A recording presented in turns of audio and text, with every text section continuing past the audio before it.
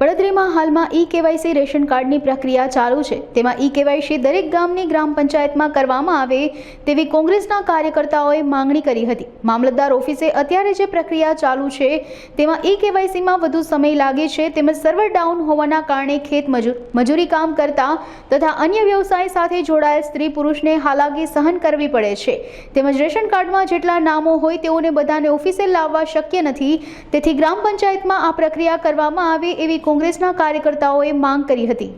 મેં આજે પડદરી તાલુકા કોંગ્રેસ સમિતિ આજે મામલતદાર ઓફિસ પડદરી ખાતે રજૂઆત કરવા માટે આવ્યા છીએ કે હાલમાં જે ગુજરાત સરકાર દ્વારા ઈ-કેવાયસી રેશન કાર્ડમાં જે સિસ્ટમ પ્રક્રિયા ચાલે છે તેમાં બધાને મામલતદાર ઓફિસે આવવાનું થાય છે।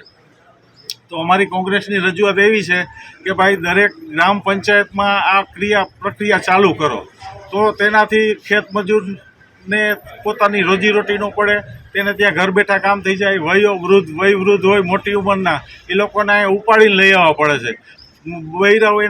બૈરા છોકરાઓ લઈને આવે છે, છોકરાઓની સ્કૂલો પડે છે તો ઘણા પ્રોબ્લેમ થાય છે। તો દરેક ગામે ગામ જો આ થાય ને તો વધારે સારું, અમારી એવી રજૂઆત છે।